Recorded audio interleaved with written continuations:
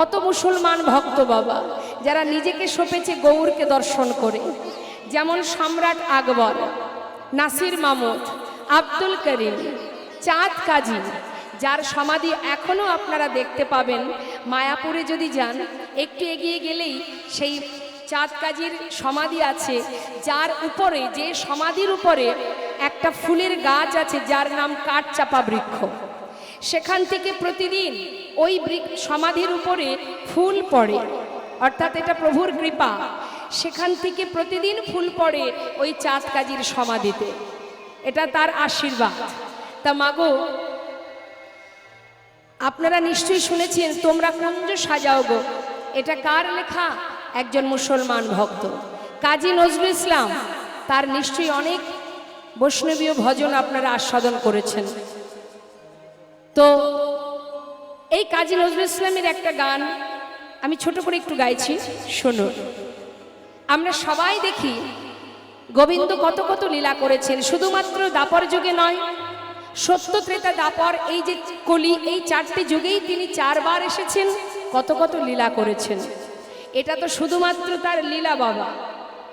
তিনি যুগে যুগে এসে নানাবিধ লীলা করেছেন, খেলা করেছেন, কিন্তু প্রকৃত তিনি যে খেলছেন সেটা কোথায়?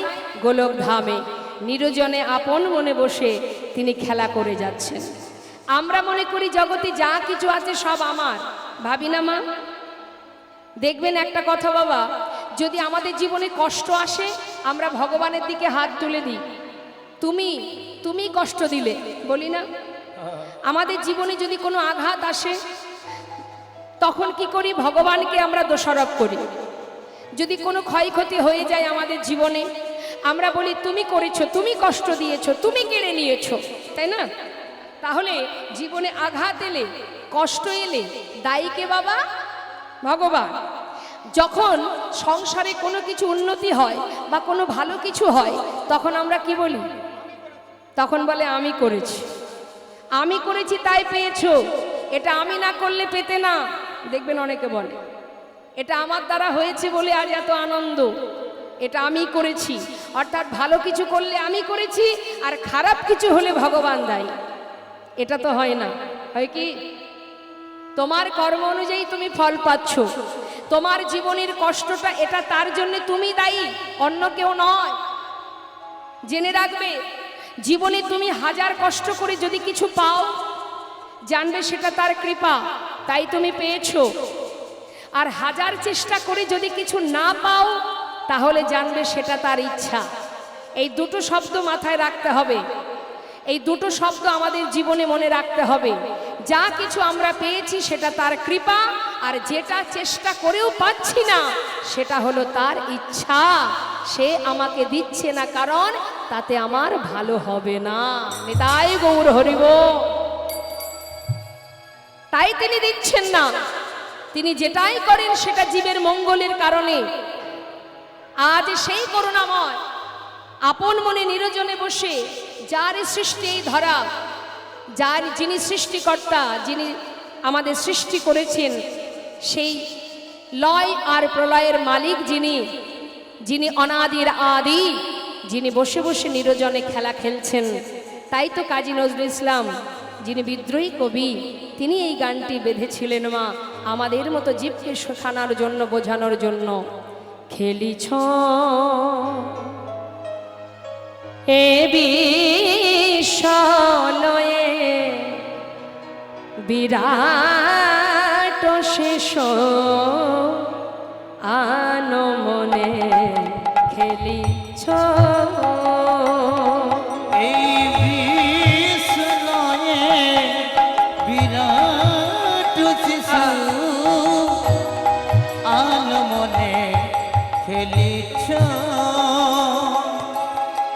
প্রলয় সৃষ্টি তব পুতুল খেলা, নিরজনে প্রভু নিরজনে খেলিছ এই বিশ্বলয়ে বিরাট শিশু আনমনে খেলিছ। তিনি খেলছেন আমাদেরকে নিয়ে, আর তার ইশারায় আমরা খেলছি। তিনি খেলাচ্ছেন আর আমরা খেলছি। আমরা খেলনা মাত্র, আর কিচ্ছু নয়। যখন খুশি তিনি প্রলয় করতে পারে, যখন খুশি সৃষ্টি করতে পারে। তোমার দ্বারা কিছুই সম্ভব নয়। এত অহংকার আমাদের কিসের? এই করেছি ওই করেছি, তুমি কিছুই করনি। তিনি দিয়েছে তাই তুমি পেয়েছ, কারণ তিনি সর্বেশ্বর, তিনি শ্রেষ্ঠ। তাই বলছে, কোথায় বসে খেলছে জানো? তোমার ধরা ছোঁয়ার বাইরে। হরি বল। কোথায়? শূন্যে মহা আকাশে তুমি মগ্ন লীলা বিলাসে।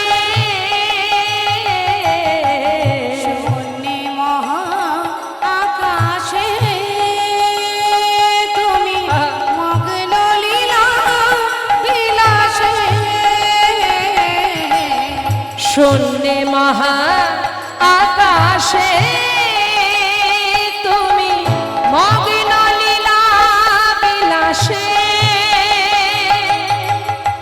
ভাঙিছ গড়িছ নীতি ক্ষণে ক্ষণে, নিরজনে প্রভু নিরজনে খেলেছ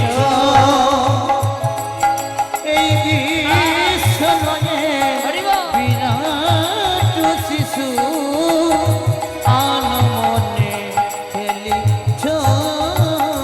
হরি বল। আহা, তা তিনি যে খেলছেন তার খেলনাগুলো কি মা? আমরা যখন খেলা করি আমাদের অনেক খেলনা থাকে তো, হ্যাঁ?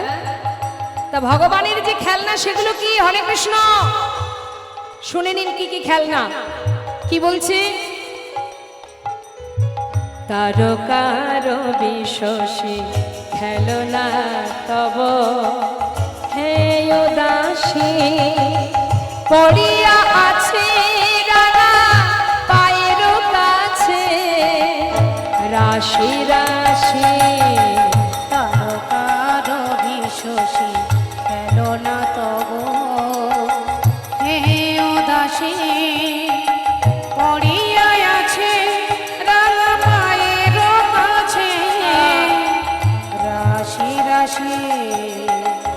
নিত্য তুমি হে উদাস, সুখে দুঃখে রবিকার।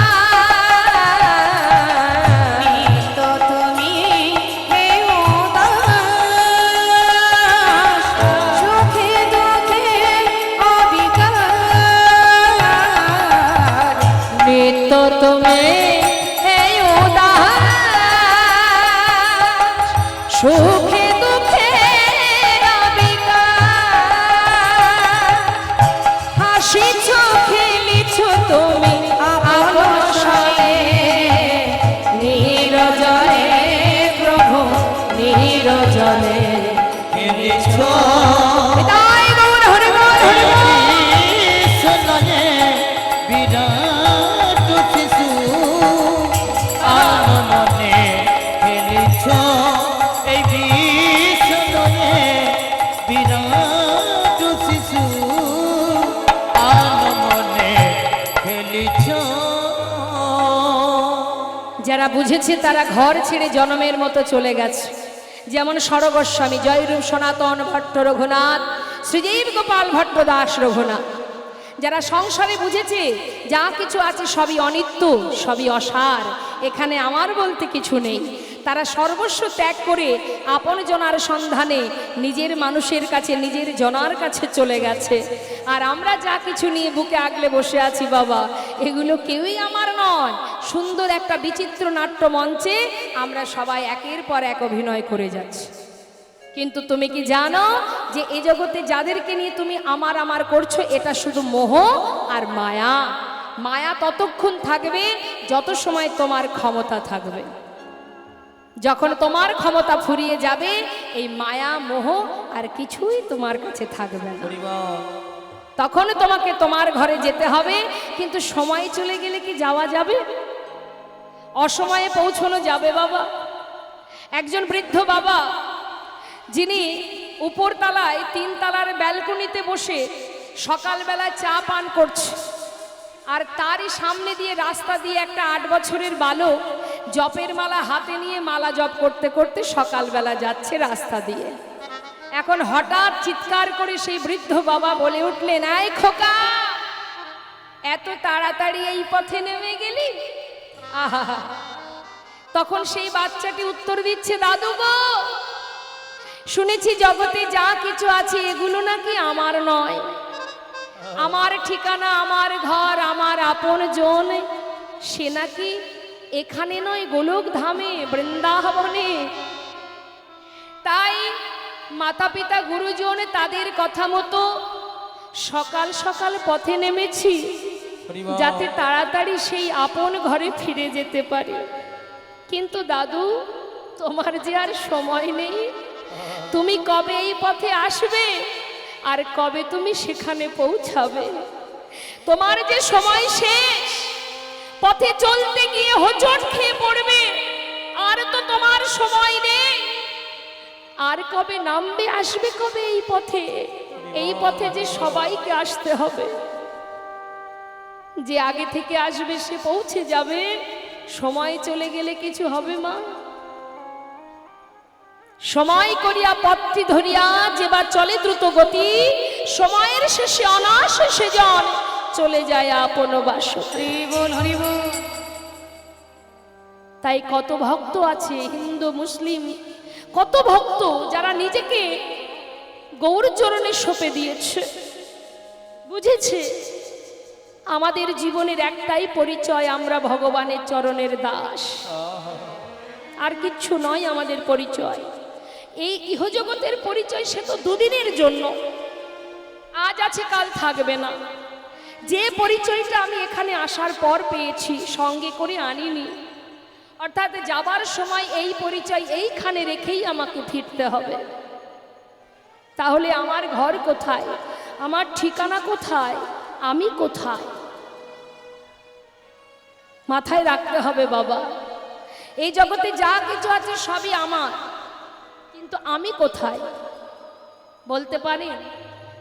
এই যে সুন্দর হরিবাসরে শ্রবণ করছেন, দর্শন করছেন, সাধু সঙ্গ করছেন, এই যে ভক্তি আস্বাদন করছেন, এটাই হলো আপনি, যাকে চোখে দেখা যায় না। এই যে শ্বাস প্রশ্বাস চলছে, এটা হলো আমি, এই দেহটা আমি নই। দেহের মধ্যে কোথায় আপনি আছেন দেখাতে পারবেন? দেখাতে পারবেন দেহের মধ্যে আপনি কোথায় আছেন? পারবেন না দেখাতে। তাহলে আপনি কোথায়? এখানে যা কিছু আছে, এই যে দেহটা, এটা তো আমার। তাহলে এই দেহটাকে পরিচালনা করছে কে? কে চালাচ্ছে দেহটাকে? সে হলো আমি।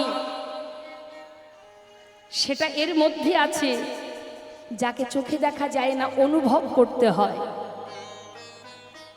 সেই স্বয়ং চৈতন্য, সেই সাক্ষাৎ, সেই আমি, সেই পরমাত্মা, সেই ভগবান যে এখানে আছে, যার কৃপায় পেয়েছি আমি, সেটা যখন থাকবে না, জগতে আর কিছুই থাকবে না। বাবা, আমরা যে দৃশ্য, যে কোনো দৃশ্য আমরা দর্শন করি, একটু মন দেবেন মা, একটু গভীর কথা মন দেবেন। যখন কোনো কিছু আমরা দেখি, দেখি কি দিয়ে? চোখ দিয়ে, অর্থাৎ দর্শন। যা কিছু দেখি সেগুলো হচ্ছে দৃশ্য। দর্শন করছে কে?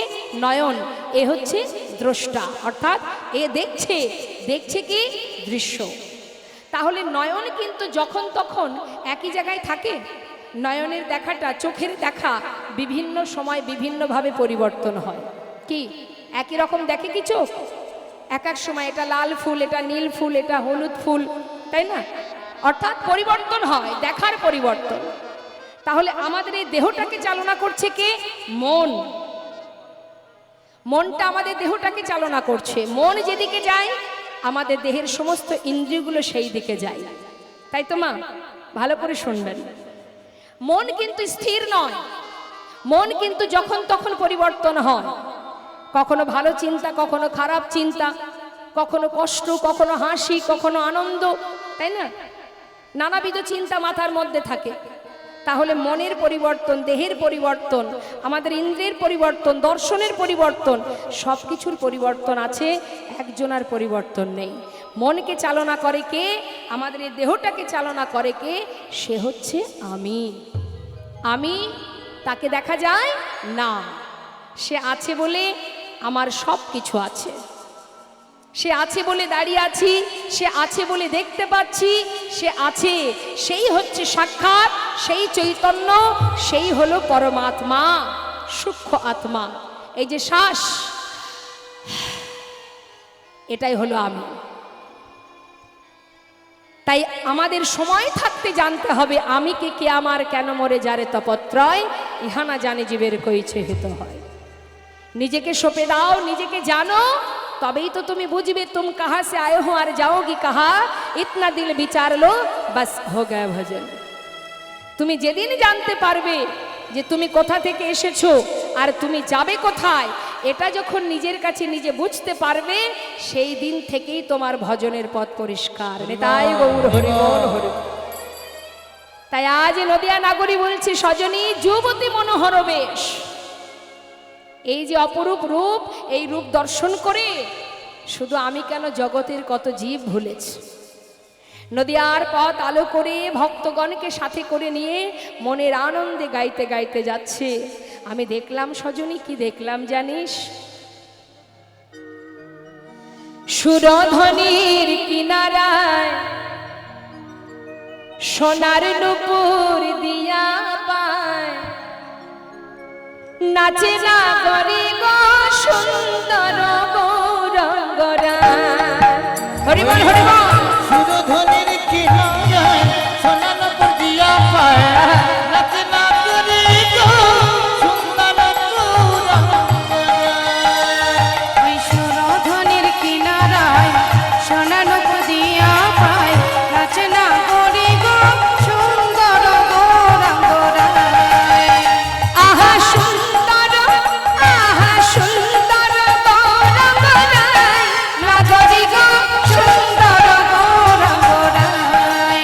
ওই না সুরধ্বনির কিনারায় সোনার নুপুর দিয়া পায়, নাচে না গরি গো সুন্দর গৌরঙ্গরা। গৌর হরি কি জয় ভগবতী ধাম কি জয়।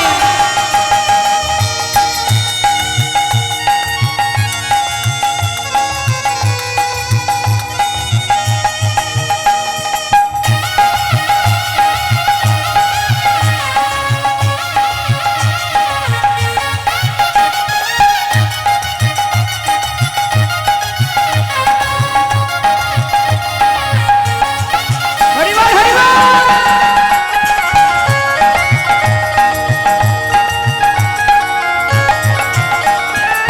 সুন্দর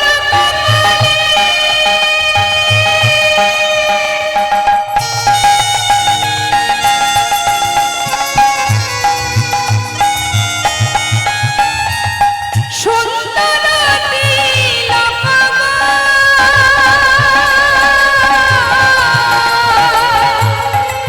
ওই সুন্দর নয়নে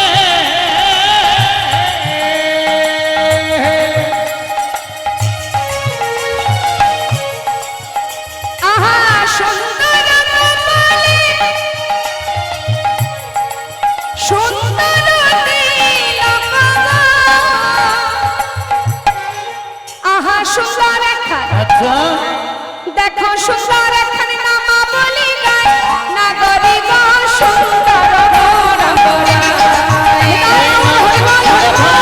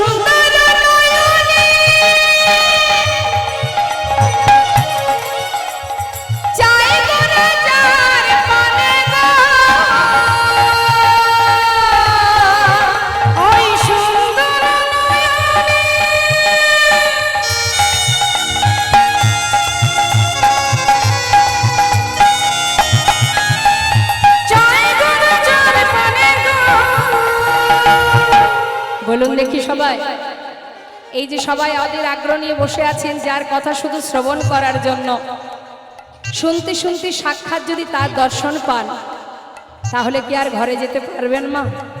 আহা, তা সেই করুণাময় ভগবান তিনি যদি কারোর দিকে তাকায় তার অবস্থা কি হবে? এই দেহটা সে তো পড়েই থাকবে, সূক্ষ্ম আত্মাকে নিয়ে তিনি চলে যাবেন। ও তার দেহ ছাইরা, আহা দেহ ছাইরা মনটা লইয়া যায় না গরিব সুন্দর মোরা। সুরধন কিনারায় সোনার দিয়া পাই রচনা করি গো সুন্দর দুরাঙ্গরা। সুন্দর মোরা, আহা সুন্দর রাই বন্ধুরে বল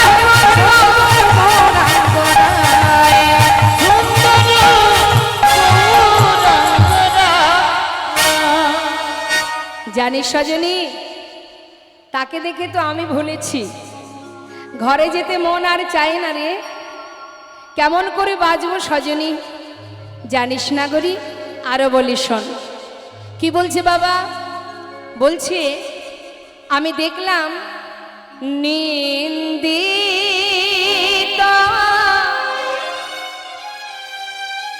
হাট গোরার কান্তি কালে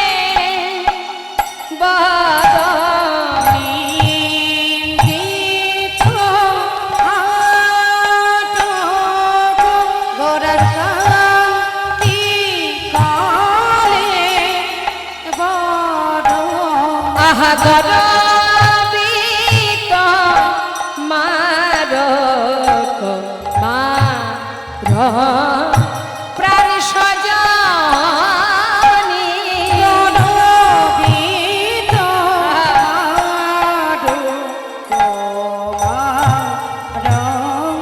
ওরে সজনী আমি কাঁচা সোনা কিসে বাগনে, আমি কাঁচা সোনা কিসে বাগনে। আমি কাঁচা সোনা কিসে বাগনে, কাঁচা সোনা কিসে বাগনে। আমার গৌরাঙ্গের রূপিলা বনি কাঁচা সোনা কিসে বাগনে।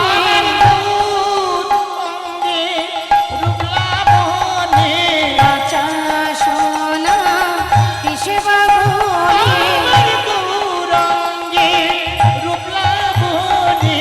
রাখো বানো হে মজিনে।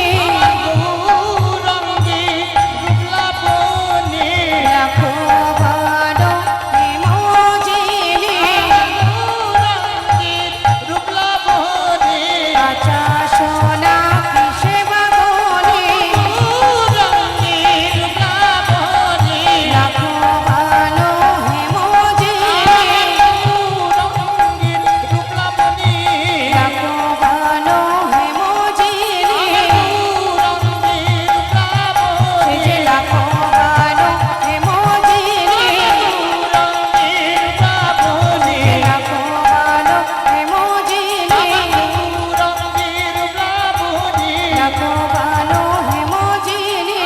গৌরাঙ্গের রূপলা বনি কাঁচা সোনা কিসে বাগনে,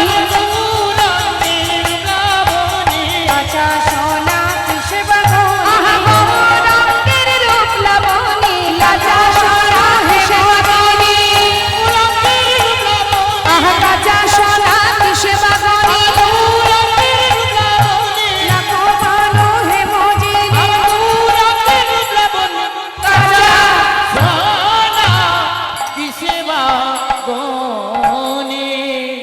নিন্দিত হাটক কান্তি কলেবর।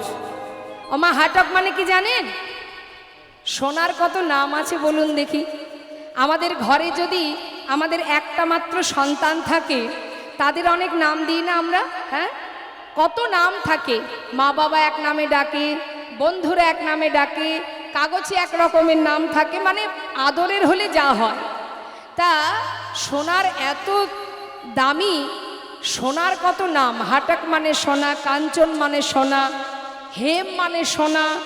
তা সোনা তার খুব অহংকার, কেন না আমি সুন্দর, আমি দামি, তাই তো, আমার মতো সুন্দর আর কেউ নাই। তা আজ নদিয়া নাগরী বলছে, সজনী রে, নিন্দিত হাটক কান্তি কলেবর। আমি দেখলাম ইহজগতের যে সোনা, সেই সোনা আজ নিজের গর্ব নিজে চূর্ণ করে সেই সোনা নিজেকে ত্যাগ করবে, বিসর্জন করবে কোথায়? আজ গৌর সোনাকে দর্শন করে সে নিজেই নিজের প্রাণ ত্যাগ করবে বলে ছুটে যাচ্ছে, আগুনে ঝাঁপ দেবে। এখন গৌর হরি পিছন থেকে ডাক দিয়ে বলছে, সোনা তুমি যাচ্ছ কোথায়? বলে, প্রভু এতদিন আমি গর্ব করতাম যে আমি সুন্দর, আজ আমি তোমাকে দেখে আমার সেই গর্ব চূর্ণ হয়েছে। যে ভুল আমি করেছি এর জন্য আমি আর বাঁচতে চাই না, ওই আগুনে নিজের প্রাণ ত্যাগ করব। তখন প্রভু বললেন, শোনো, তুমি যখন নিজের ভুল নিজেই বুঝেছো, এবার ফিরে এসো, আর তোমাকে আগুনে ঝাঁপ দিতে হবে না। না প্রভু, আমি আর বাঁচতে চাই না। যতবার বলছে, গৌর হরি বললেন, তাহলে শোনো, আমিও তোমায় আশীর্বাদ দিলাম, তুমি যতবার আগুনে ঝাঁপ দেবে ততবার তোমার অঙ্গের জ্যোতি আরও বেড়ে উঠবে। তাই গৌর হরিবল হরিবল। তাই সেই হাটাক অর্থাৎ সোনা তার অহংকার চূর্ণ হয়েছিল গৌর সোনাকে দর্শন করে। জানি সজনী, এই জগতে কেউ যদি কোনো হাসির কথা বলে কাউকে, আগে বলে তারপরে হাসে, কিন্তু আমি কি দেখলাম সুরধনির ঘাটে, শুনে নে। লোকে আগে কথা বলে, বলে তবে হাসে, তাই তো? কোনো কিছু হাসির কথা যদি আপনি বলতে চান, আগে বলবেন তারপরে তো হাসবেন। কিন্তু গৌরহরি বিপরীত। নদিয়া নাগরী কি দেখছে? সে দেখছে গৌরহরি কথা বলবার আগে মধুর মধুর মৃদু আসে, মধুর মধুর মৃদু হাসে, মধুর মধুর মৃদু আসে। যাই রে হাসির বলিহারি, যাই রে হাসির বলি, আহা যাই রে হাসির বলিহারি, যাই হাসি ভুলে আহা এমন প্রভু দেখি নাই রে, যাই রে হাসির বলিহারি, এমন প্রভু দেখি নাই রে, যাই রে হাসির বলি মধুর মধুর মৃদু হাসে, মধুর মধুর মৃদু আসে। মধু মধুর স্মিত লোভিত তনভৃত, মধুর মধুর স্মিত লোভিত তনু, আহা মধু মধুর স্মিত লোভিত তনভৃত, মধুর মধুর স্মিত লোভিত তনুভিত, অনুপম ভাব বিলাসা, অনুপম ভাব বিলাস, ওই অনুপম ভাব বিলাসা, অনুপম ভাব বিলাসা, অনুপম ভাব বিলাসা। আজ যে মহাজন পদাবলী লিখেছেন, তিনি দূর থেকে দাঁড়িয়ে প্রভুর সেই লীলা দর্শন করে আজ মনের ক্ষোভ প্রকাশ করছেন। কি বলছেন? এ রাধা মহানা ক্ষোভিত দুরমতি, আর এ রাধা মোহন ক্ষোভিত দুরমতি, আহা নামক নিরূপম লীলা, আহা নামক নিরূপম লীলা। হরি বল। ওই নামক, ওই নিরূপম লীলা রে, আরে নামক নিরূপম লীলা। তোমার ওই চরণে আমার অধিকার দিও, তোমার ওই চরণে আমার অধিকার দিও, যেন যুগল সেবা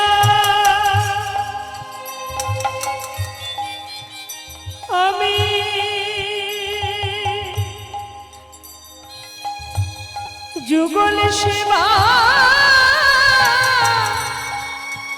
আমি করিতে পারি,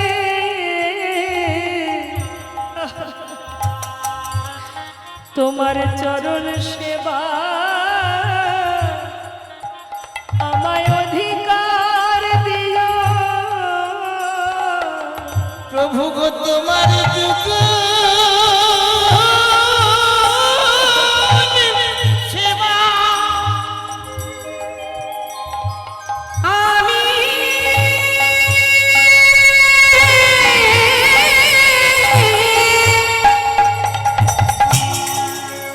যেন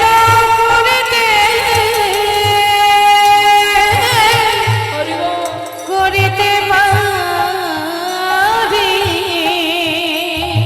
আমি আর কিছু চাই না প্রভু, সেবার অধিকার দিও। কিছু চাই না প্রভু আমায় যুগল সেবার অধিকার আমি দিও। আর সেবার অধিকার দিও। আমি আর তো কিছু চাই না প্রভু যুগল সেবার অধিকার দিও। তোমার চরণে অধিকার দিও। আহা নামক নিরুপম লীলা, ওই নিরুপম লীলা আজ নামক নিরুপম লীলা। মহাজনী পদাবলী দিয়ে আমরা গৌর কথা শ্রবণ করলাম। এবার আমরা সবাই চলে যাব বৃন্দাবনে, মধুর মধুর ভগবানের সেই লীলা সদনে। তা চলুন যাই আমরা সবাই উলুধ্বনি হরিধ্বনি করে বৃন্দাবনের রাজার জয় দিতে দিতে চলে যাব। কে রাজা বৃন্দাবনে মা? জোরে বলুন। রাধে রাধে। তা চলুন আমরা সবাই রাধা নাম গাইতে গাইতে বৃন্দাবনে প্রবেশ করি। তারপরে আমরা রাধানি বদনে ভগবানের মধুর কথা রূপের কথা আস্বাদন করব। দুটি বাহু তুলে নিতাই গৌর হরি বল জয় রাধেশ্যাম রাধে রাধে। রাধে বৃন্দাবন ধাম আচ্ছা জপে যা রাধে রাধে। সবাই মিলে হাতে তালি দিয়ে একসঙ্গে রাধেশ্যাম রাধে রাধে। রাধে রাধে।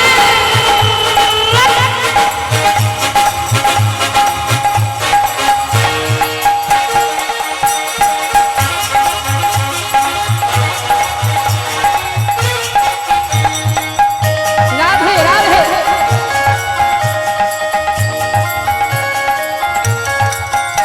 বৃন্দাবন ধাম বৃন্দাবন ধাম অপার জপে যা রাধে রাধে। বৃন্দাবন ধাম বৃন্দাবন ধাম অপার জপে যা রাধে রাধে। জপে যা রাধে রাধে ভজে যা রাধে রাধে। জপে যা রাধে রাধে ভজে যা রাধে রাধে। রাধে अलबेली अच्छा। राधे अलबेली सरकार। जपे राधे राधे राधा अलबेली राधा अलबेली सरकार जपे राधे राधे।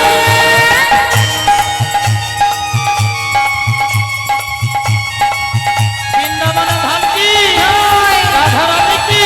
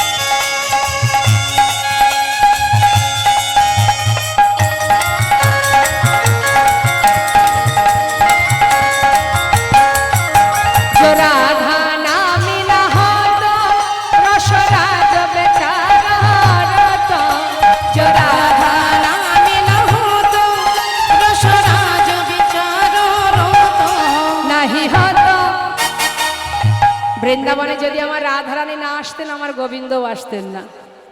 নাহি হত কৃষ্ণ অবতার, জপে রাধে রাধে, नहीं हो तो कृष्ण अवतार, जपे राधे राधे, ओ वृंदावन धाम রাধে রাধে, राधे राधे, ভজে যা রাধে রাধে, ओ जपे राधे राधे, ভজে যা রাধে রাধে। বলিয়ে রাধা রানী কি, जय বৃন্দাবন ধাম কি, বাকে বিহারী লাল কি। রাধেশ্যাম রাধে রাধে, জয় রাধেশ্যাম। মধুময় শ্রীধাম বৃন্দাবন, ভগবান কৃষ্ণচন্দ্র আমার, তিনি কদম্ব বৃক্ষের তলে অধরে মুরলী নিয়ে দাঁড়িয়ে আছেন। ঠিক বেলি অবসান কাল,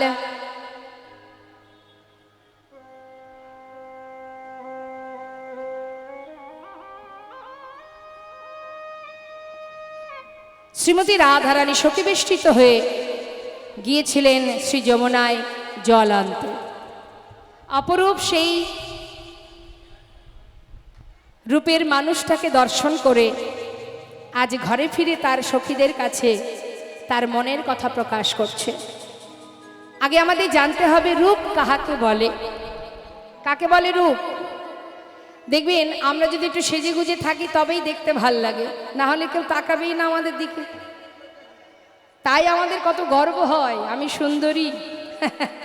দেখবেন আছে অনেকে, শুধু যে টাকা পয়সায় অহংকার হয় তা কিন্তু নয় বাবা, রূপেরও অহংকার হয়। তা রূপেরও অহংকার আছে, পাণ্ডিত্যের অহংকার আছে। অহংকার কে আর এক রকমের গো। তা দেখবেন, হরে কৃষ্ণ,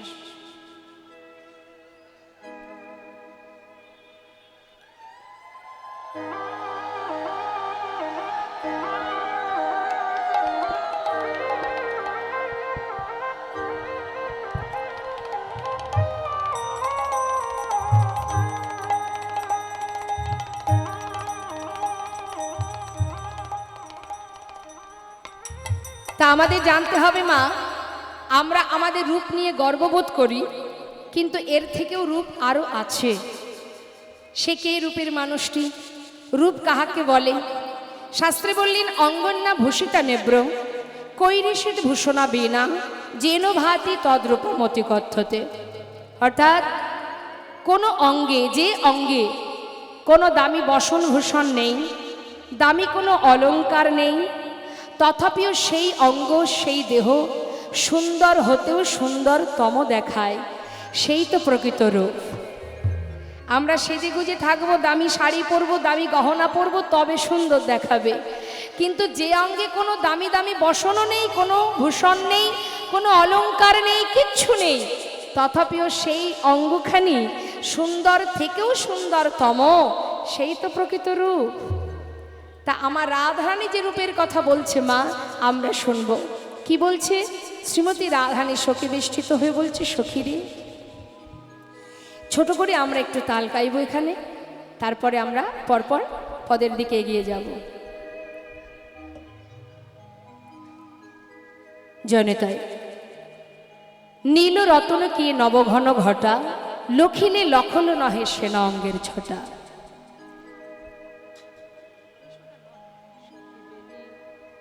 সখী বেলিয়স কালে যমুনায় গিয়ে,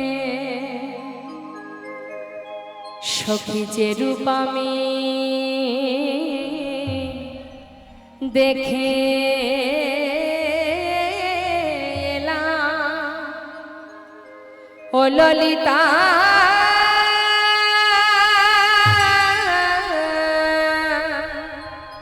ও বিশাখা,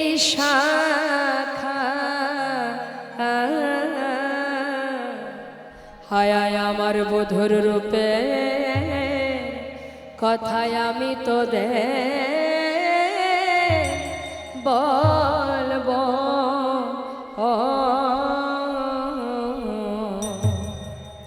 হে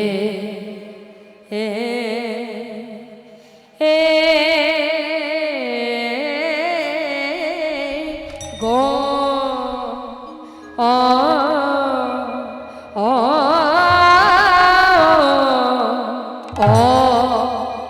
অ অনে এলো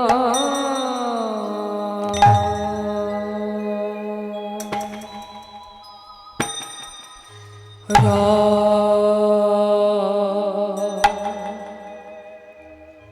ত না সখী নীল রতন কি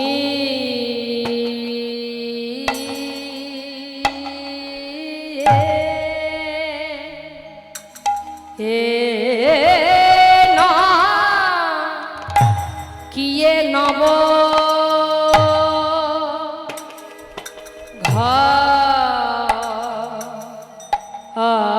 ঘটা সখীরে নব ঘন ঘটা হে এ এ হে গো আ আ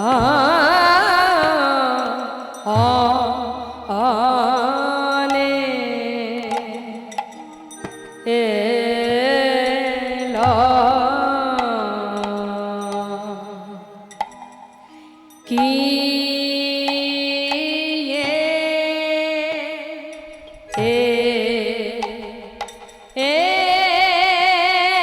না কিয়ে নব ঘনি ইল রাত আনা সখী নীল রতন কি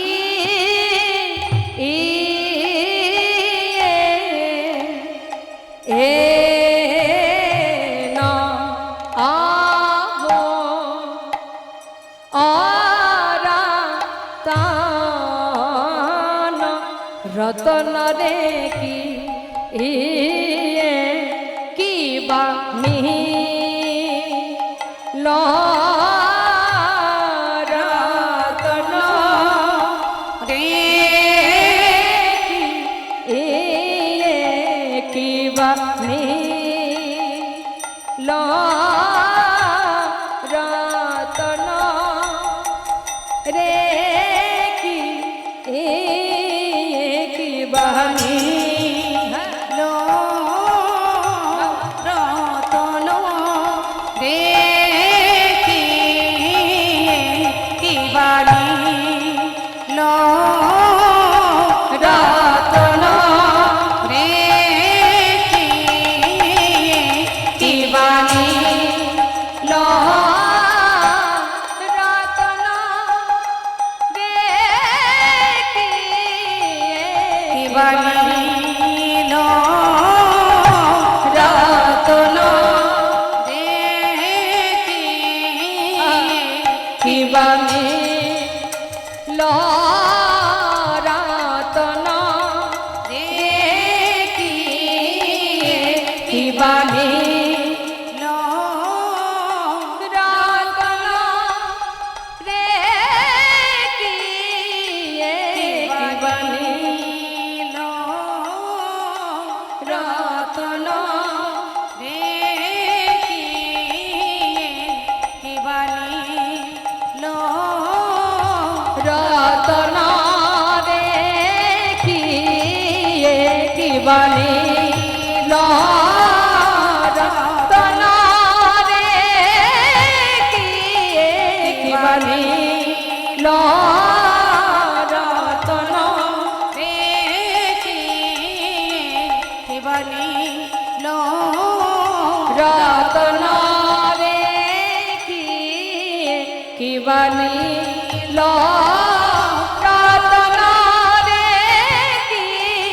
কি বানি লো রতন রে কি বানি লো রতন রে কি নিবান্ন রতনা কিয়ে নীল রতন রে নিবান্ন আব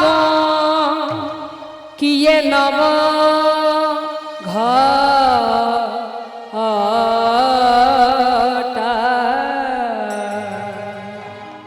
জনতা জয়গর কীর্তনের অঙ্গই হচ্ছে বড় বড় তাল।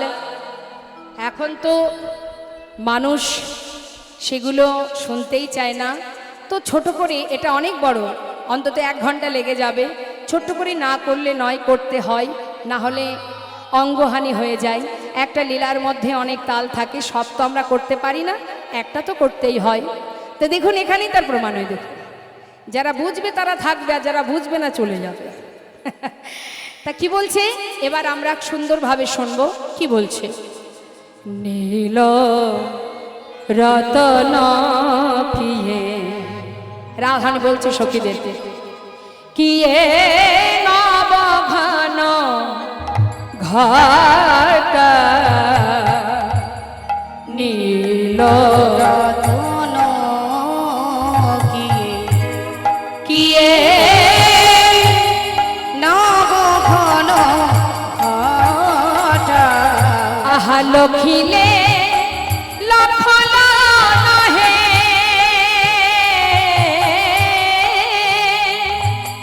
আজ লখিলে লখল নহে আহা সেনায়ঙ্গে ছটা লখিলে লখল নহে